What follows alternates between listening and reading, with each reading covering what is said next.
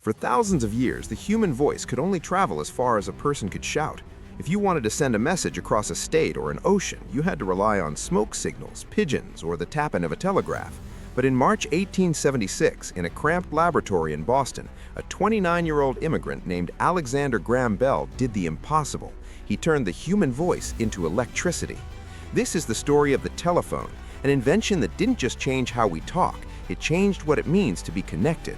Alexander Graham Bell wasn't actually looking for the telephone at first. He was a teacher of the deaf, obsessed with the nature of sound. He was trying to invent a harmonic telegraph, a way to send multiple messages over a single wire.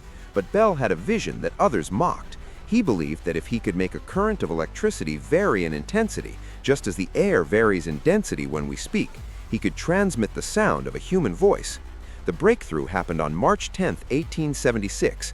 Bell and his assistant, Thomas Watson, were testing a new transmitter. Bell was in one room and Watson was in another with the receiving instrument. Suddenly, Bell accidentally spilled acid on his clothes and shouted, "Mr. Watson, come here, I want to see you." In the other room, Watson heard the voice coming through the wire clear as a bell. It was the first time a human voice had ever been transmitted electronically. The world was about to get much smaller. But the victory was almost stolen. Just hours after Bell's lawyer filed his patent at the U.S. Patent Office, another inventor named Elisha Gray filed a caution for a similar invention. It was the most famous race in the history of American innovation. Bell won by a matter of hours, securing patent number 174465, often called the most valuable patent in history. The telephone was initially met with skepticism. Some called it a scientific toy.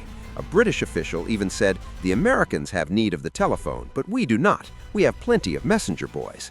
But Bell knew better. He saw a future where every home would be connected.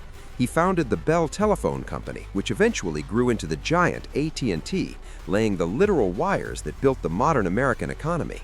Today, we carry the descendants of Bell's toy in our pockets every day. We no longer use operators or copper wires for most calls, but the fundamental magic remains the same. The ability to hear a loved one's voice across thousands of miles. Alexander Graham Bell taught us that the greatest inventions are the ones that bring us closer together. He gave a voice to the world and proved that in America, a bold idea and a little bit of acid-spilling luck can change the course of human history.